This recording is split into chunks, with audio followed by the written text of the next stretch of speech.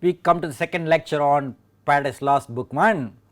We will begin with Milton's grand style. We will see the features of Milton's grand style and then discuss lines 195 to 798, of course with reference to certain selected passages dealing with Satan's size, heaven and hell, catalogue of warriors, ecological strain, building of Pandemonium, preparation for the debate in the second book, and then we will pay attention to specific poetic devices, particularly epic similes. Matthew Arnold used his expression grand style with reference to the use of blank verse in Milton's Paradise Lost. He appreciated Milton for this achievement in English poetry, but this achievement fell into a controversy called Miltonic controversy when F.R. Lewis and T.S. Eliot attacked Milton's use of language. However, we have spirited defense of Miltonic style by C.S. Lewis, William Empson, Christopher Riggs and Stanley Fish. It is a whole debate. We have this book by Christopher Riggs called Milton's Grand Style to understand all kinds of debates that have gone into this Miltonic controversy. According to Christopher Riggs, there are certain features. One, rhythm or music contributing the sound effects in the poem. The second one is syntax, sentence construction following decorum, demanding some long sentence constructions, inversions according to Latin style. This is different from the common language that we use. The next one is metaphor, all kinds of comparisons, extended comparisons, embedded comparisons, lots of allusions we have in Milton. That is a great source of difficulty for us. And similarly word play or pun with words, play with words in different ways. Milton may use words in different forms with archaic meanings or etymological sources, or he may play with different words in different ways. So, these contribute to Milton's grand style. We have discussed this grand style in the beginning, so that as we discuss the passages we can pay attention to these features: rhythm, syntax, metaphor and wordplay, and finally when it comes to poetic devices and epic similes we can further reinforce our understanding of grand style later. Let us look at Satan's size. Satan's body was a monstrous size. How does Milton present the huge body of Satan to us? Prone on the flood, extended long and large, lay floating many a rood in bulk as huge as whom the fables are.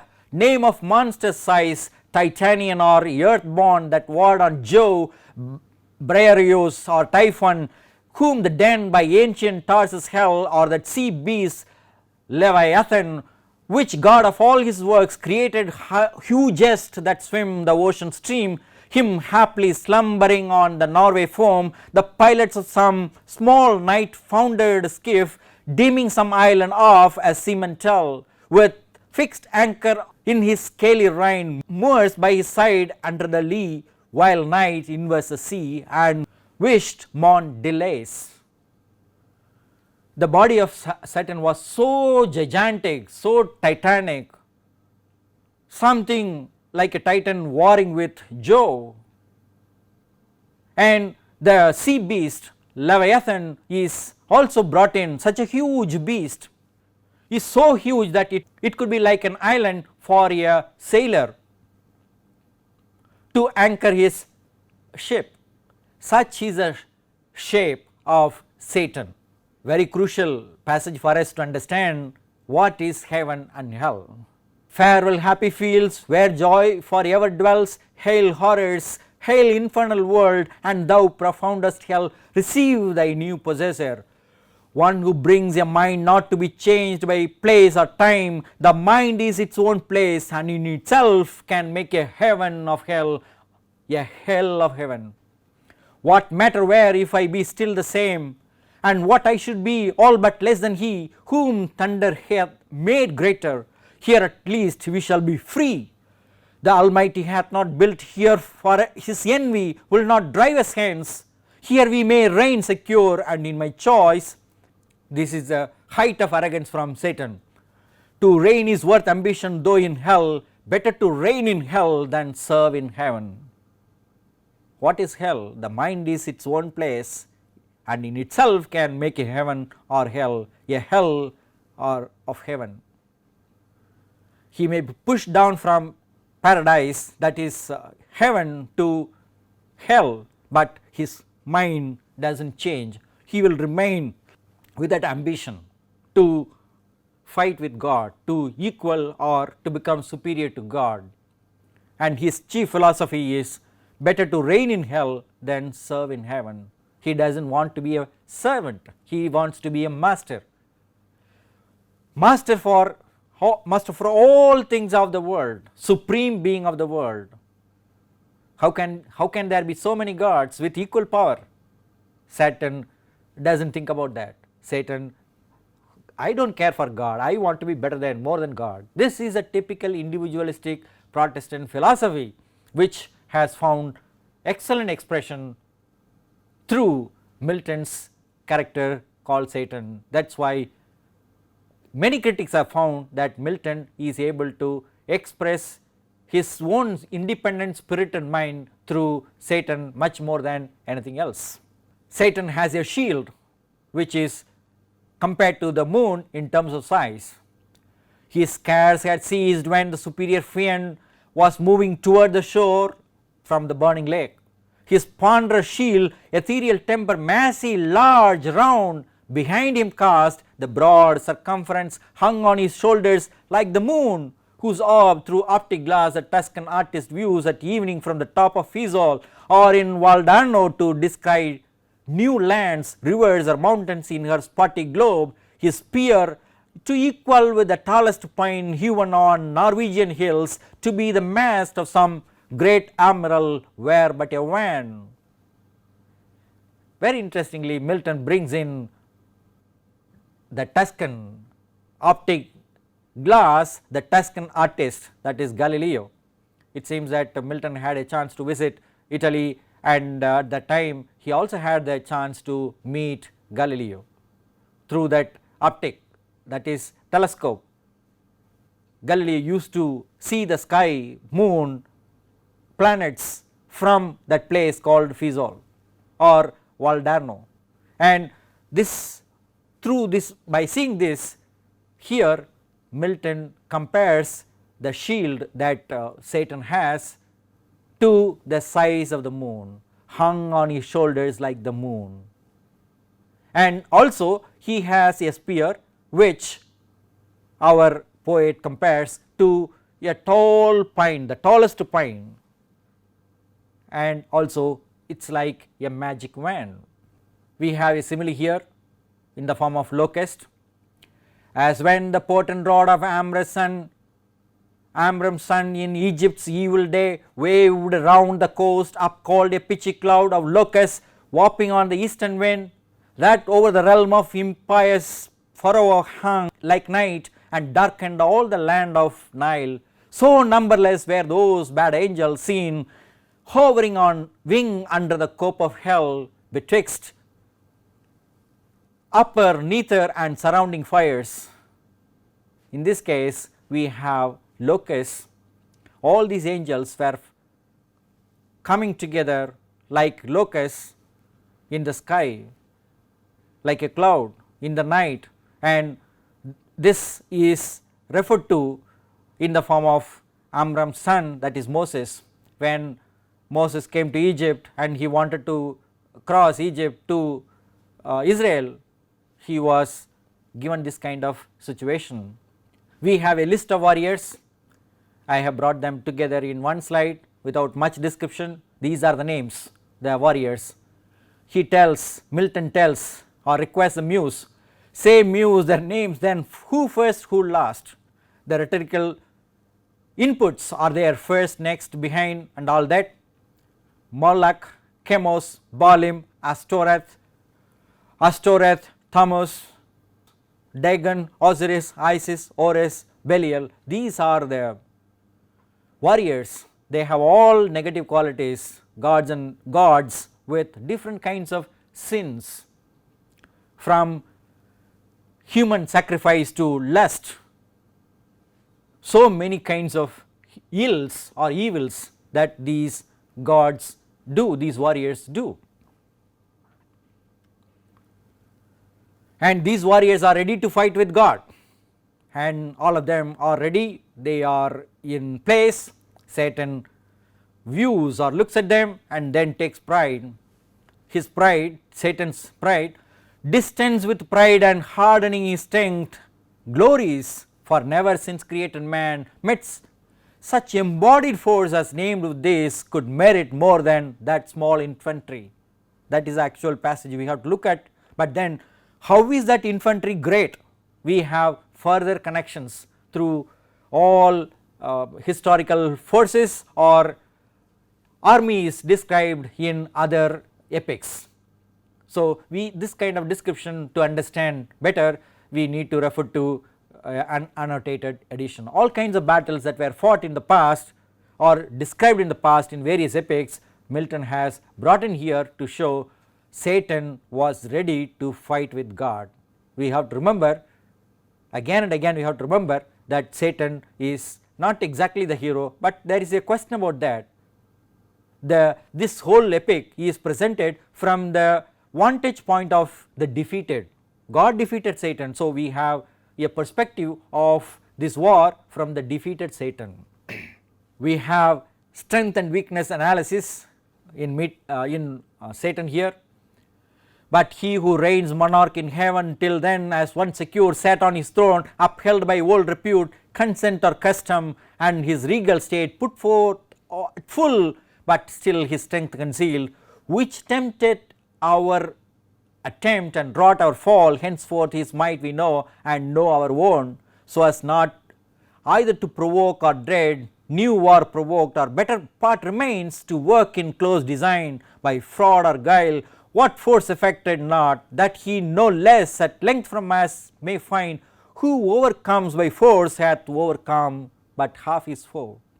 It appears that Satan would not have revolted against God if he really understood, if he had really understood the real strength of God. It was appearing like that he could overcome God, but he understood the real power of God only when God used his power to push Satan and all other devils down into hell. So now he has to think about different ways. He knows the power of God, so he has to defeat God in different ways.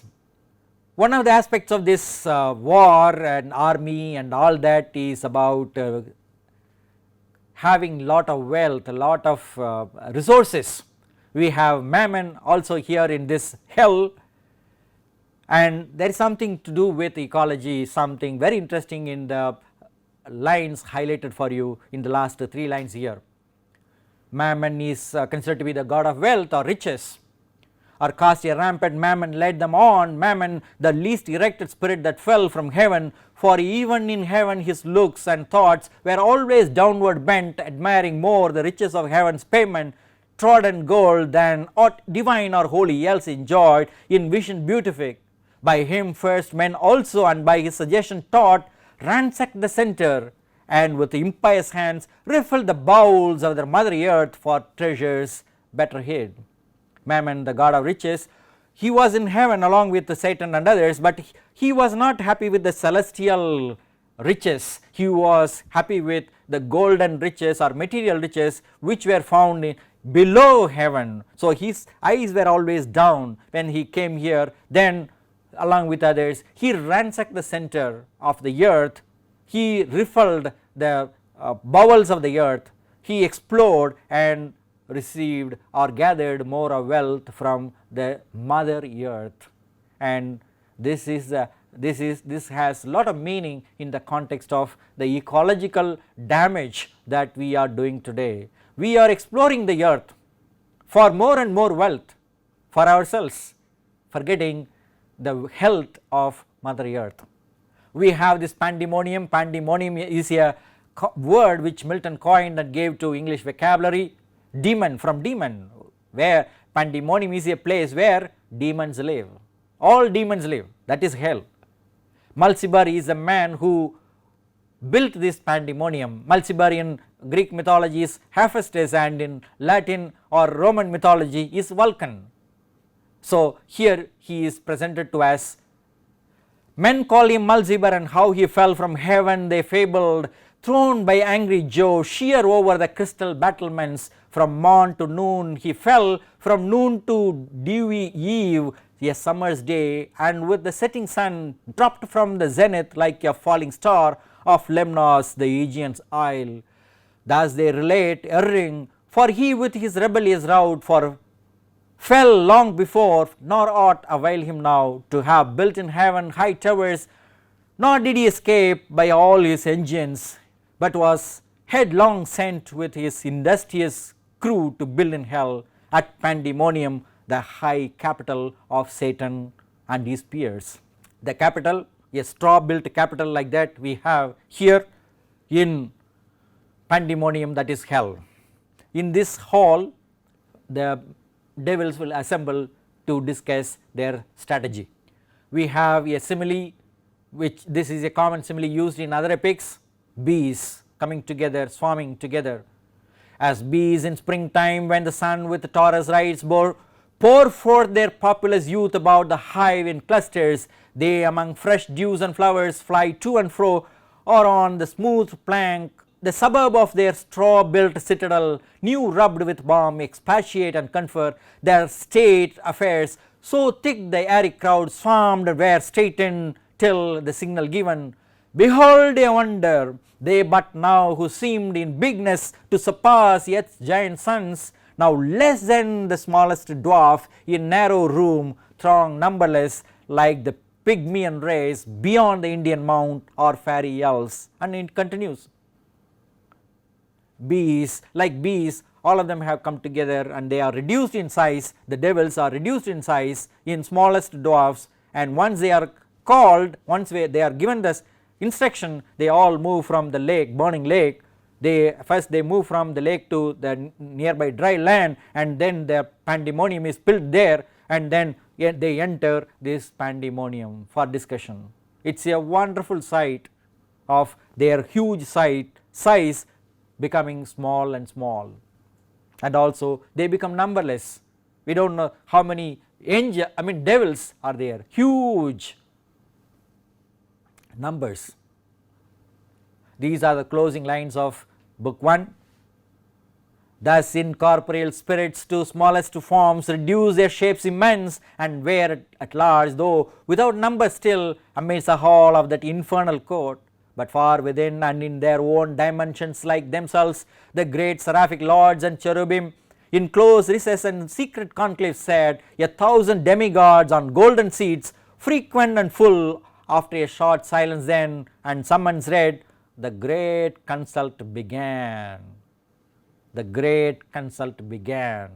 What is that consult? Is given to us in book 2, the consultation regarding how to fight with God. So these spirits, angels who turn into devils, incorporeal spirits, spirits without body, from huge size to small size, from some numbers to numberless, and they have all come to this court, the assembly hall, infernal, because this is hellish, and there is a tautological expression in this, and in their own dimensions like themselves. There is no other comparison, they are compared with themselves, and in their own dimensions like themselves. What is this? We have no idea. This small size, frequent and full, alliteration, the different kinds of words that he uses, conclave, secret place of meeting, and consultation. As we saw in the previous lecture, some thematic contrast, all of them apply here, specifically with reference to the lines 195 to 798. We can see the comparison or the contrast between huge size and small size, heaven on the one hand, hell on the other hand, pride on the one hand, humility on the other, fraud and also force, appearance and reality, particularly when it comes to the real strength of the real power of God, which Satan and other devils understood after the fight, after the impious civil war, not before that. Their own strength and weaknesses they understand, and then they think about their own way of coping with what to do next. There is a spirit up in heaven and there is a material down in hell, and we have this crowded or isolated people. All of them are now crowded, frequent and full in this infernal court, and on the one hand we have corporeal huge size body, on the other hand we have incorporeal spirits without much body or without occupying space. So this kind of thematic contrast we have, especially with reference to this good and evil design, the sign of design of good and evil in hell in Pandemonium we have, with reference to Mulciber, Mammon and many other devils, list of warriors we have in this. We have already looked at some of the poetic devices, so we can quickly look at them. Epic similes we have in Leviathan, shield as moon, locust, beast, we have alliteration, just some examples we have here. Heaved his head, stench and smoke, soul, hail, horrors, hail, chiasmus we have, greatest example of chiasmus we can have in terms of defining hell and heaven. The mind can make its own hell or heaven, a heaven of hell, a hell of heaven. We have transferred epithet in terms of happy fields, his ponderous shield, ponderous thinking, it is Satan who thinks, so it is attributed to the shield. We have this epigrammatic sentence, better to reign in hell than serve in heaven. Who overcomes by force hath overcome but half his foe. So this using force to win an enemy is only half the victory, but this full victory probably Satan implies through winning God by fraud. We have the image of ransacking and riffling the earth, mother earth, for gold and other resources. We have the simile in like that Pygmalion race, and some other similes also we have, and then lastly we have this tautology, and in their own dimensions like themselves there is no additional meaning we have, it is circumlocution. The poetic devices in terms of sound effects and all that we have, it is unrhymed verse, but we have noted some occasional rhymes. We have tend and offend in 183 and 187, repair and despair in 188 191 nearby, and then we have pledge and edge in 274 and 276, and similar some kind of partial rhyme we can see in anon, discern, down in 325 to 327 lines. We have wide variety of caesuras and enjambments. The mind is its own place and in itself can make a heaven of hell, a hell of heaven. The whole poem uses iambic pentameter in unrhymed form, that is why it is called blank verse. Here we have a different passage for us to understand this iambic pentameter. With dread of death to fight or fall retreat, nor wanting power to mitigate and assuage, with solemn touches, troubled thoughts and chase, anguish and doubt and fear and sorrow and pain, from mortal to immortal minds. This and, the addition of and, Paul is indebted you can see, and this dread of death you can see in terms of alliteration or flight or fall you can see. It is a beautiful passage, and Matthew Arnold says take any passage from Paradise Lost, from the poetry of Milton, you can see grand style. We have a number of conventions for an epic poem. Here are some: invocation to the muse, statement of the theme, supernatural element, heroic characters, descent to hell, in medias res, list of warriors, epic similes. We have seen all of them in our first lecture and also in this second lecture. We will pay attention to some specific epic similes. Whale, that is Leviathan, that is used to refer to the size of Satan. Similarly, we saw this shield size, the size of the shield used by Satan, the broad circumferences hung on his shoulders like the moon, and further connected with Galileo and other things. Locust, numerous angels, that is the devils actually, the innumerable angels, that is fallen angels, groveling in the lake of fire compared to a cloud of locusts. We also have beasts, the diminished shape of the devils is presented to us in the shape of bees. As bees in springtime, when the sun with Taurus rides pour forth their populous youth above the higher in clusters. That is why we have this frequent and full crowded place. In sum, we can see Milton's Paradise Lost as an epic poem on the grand theme of the fall of man. Book 1 of Paradise Lost describes the background for the entire story. It introduces Satan, it introduces theme, it introduces the preparation of Satan to fight with God for taking revenge on him by fraud or force. Most importantly, this particular book presents the mind of the fallen angels in hell and their building of Pandemonium and their palace.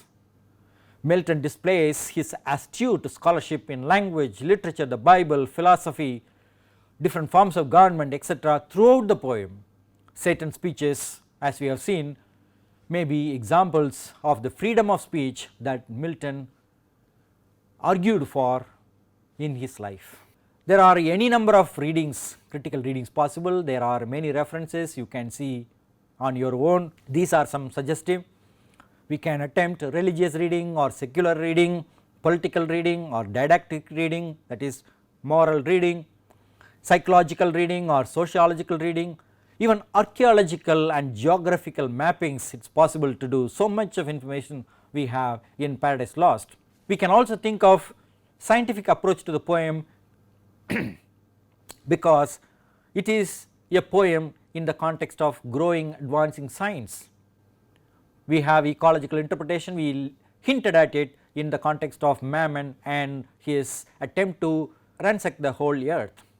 We have feminist readings of this poem. Why do we have Eve being treated in the way in which Milton has? It is in the Bible, of course. Milton follows the Bible, but then he also includes his own perspectives on the biblical theme. We have a quotation from William Blake, who admired Milton like nobody else did. Blake said, "The reason Milton wrote it in fetters when he wrote of angels and God, and at liberty when of devils and hell, is because he was a true poet and of the devil's party without knowing it." When we read Shakespeare's Macbeth, we do not feel bad about Macbeth for killing Duncan, we sympathize with him, and the same case happens here when we find Satan fighting against God, tempting human beings to eat the fruit, forbidden fruit, and making them lose paradise. He does all evil things, but then Milton, by his poetic language, by his imaginative effort or endeavor, enables us to sympathize with Satan himself. Finally, we have a summary here. We began this lecture with Milton's grand style, focusing on sound effects, rhythm and music, syntax, metaphor and word play. We have seen some examples of all these characteristics in this poem. We have discussed some selected passages from line number 195 to 798, focusing on Satan's size, heaven and hell, catalogue of warriors, ecological strain, building of Pandemonium and preparation for the debate. Our analysis of this rhyme, rhythm, poetic devices, epic similes all tell us about the greatness of Milton's poetry written in grand style, Miltonic grand style. We have some references which will help you further to understand this poem much more. These are the references. Allusion as a mode of thinking in Paradise Lost is very interesting to see how Milton deliberately suppressed the name of Prometheus. Milton's Satan is like Prometheus. Prometheus brought fire from heaven to the earth for human beings, and similarly Satan enabled human beings to eat that fruit, forbidden fruit, and get that knowledge, wisdom or knowledge of the difference between good and evil or innocence and experience. So, that kind of understanding you can have better from Mina's study of allusion as a mode of thinking in Paradise Lost, and when you have multiple sources, just a few we have mentioned.